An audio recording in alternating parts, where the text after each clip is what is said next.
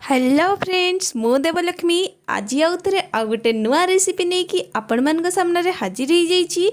दुकान परिका खास्ता गजा में घरे केमती बन पारिबा एमती जूसी ऊपर क्रिस्पी भीतर पूरा सॉफ्ट खाइबा बहुत ही टेस्टी। चलतु ताहले मो सहित रेसिपीटा को फुल वॉच करंतु। एठी देखंतु प्रथमे मु नेइछि मैदा, एठी मु मैदा हाफ केजी नेइछि देखि पारुथिबे।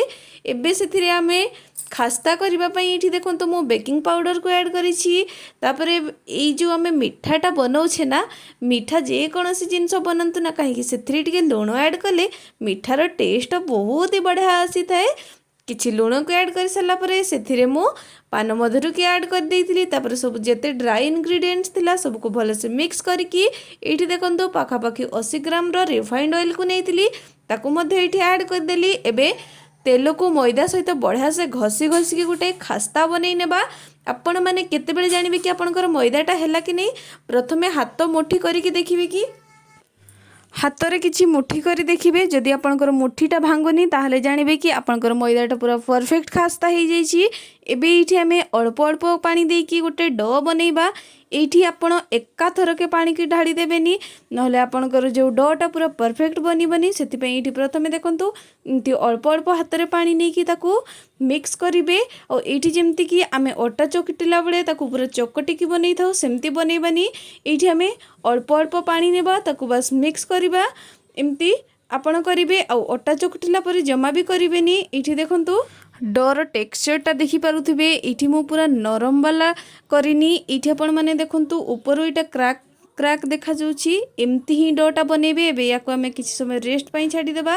तापर सेतिकी भितर चलंतु एठी आमे चीनी रो सिराटा प्रस्तुत करनेबा। एठी देखंतु मु 2 गिना चीनी रे 1 गिना पानी नेइछि ताको एठी ऐड करिकी एबे हमर जो चीनी सिराटा अछि ताको प्रथमे चीनी को मेल्ट करि नेबा। एठी देखंतु गैस रो जो जाळटा अछि ना मीडियम फ्लेम रे रखिबे। आ तापरे जो ताको चलाउथिबे नहले हमर जो चीनी सिराटा ना ठीक से हबनी। एठी हमर कम पानी अछि ना सेति पई टिके चीनी को आ पानी को भल से मिक्स करूथिबे। जेते बेले चीनीटा पूरा मेल्ट हो जिवो सेथिरे देखंतु एठी मु किछि केसर रो धागा नेइछि आ इलायची को ऐड कर दिछि। जदि आपनका पाखरे केसर नाही ताहले आपण इलायची को कुटी की ही ऐड कर देबे।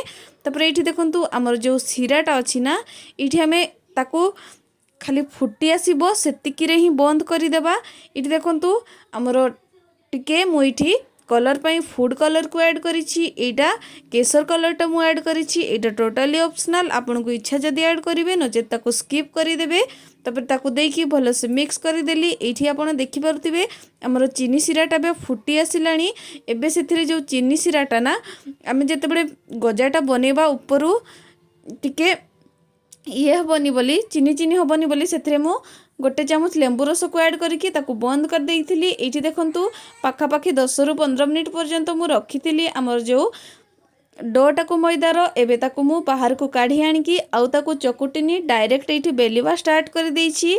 एठी आपण माने जेतेबेले बेलुछंती हल्का हाथ रे मैदा को बेलिबे, नहले आमे जेतेबेले लेयरिंग करबा ना सेतेबेले हमर जो मैदाटा भल से गजार लेयर गुड़ा भल से फुटिकी बाहर को आसीबनी। इठी देखि पारुथिबे हमर जो मैदार केते बढ़िया लेयर क्रिएट होईछि। इठी मु प्रथमे काटी देइथिली मैदा को 3 भाग करि नै कि सब को एकाठी जोड़ी की थरे एमती बेली नेली। इठी देखि पारुथिबे आउ जेते बेले बेलुछंती ताको हल्का हाथ रे ही बेलंतु, जमा भी प्रेस करी करी के बेलिबेनी नहले आपनकर गजा गुडार लेयरिंग दुकान परिका हबनी, सेटा पूरा प्लेन ही जिवो।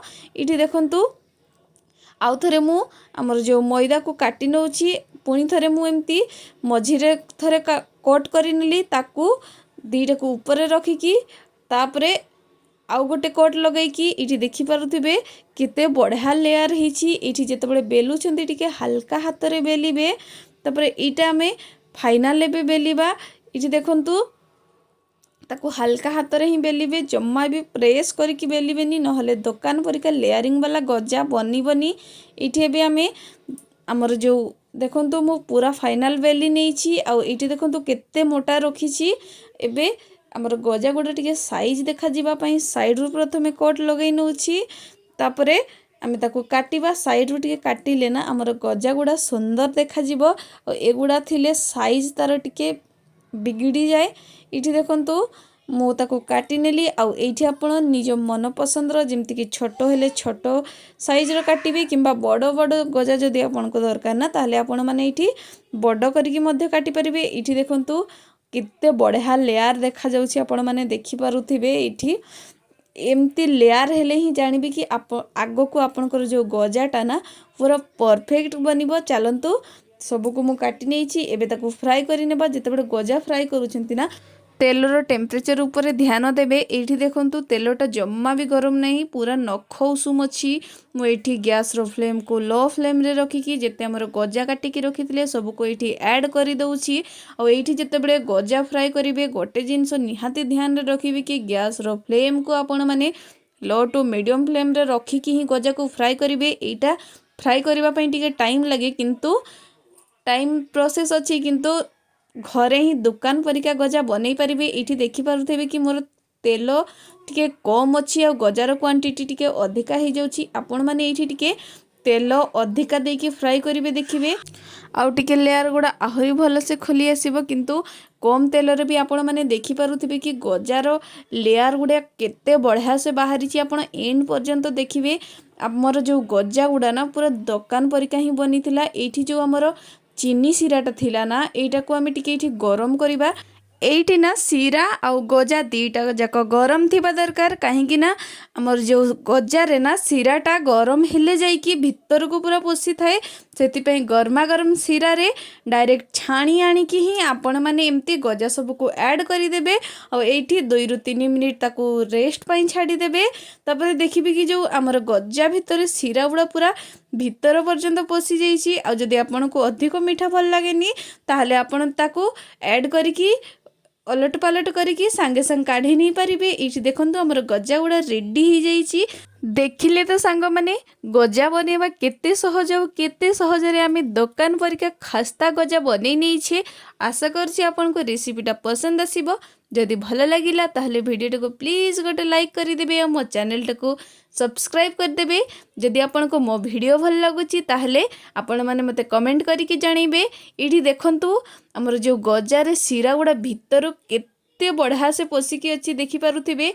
आशा करछि रेसिपी आपन को पसंद आसीबो। बाय द वे संग माने मो तरफ रु आपन को आपन को परिवार समस्त सदस्य को हैप्पी दिवाली।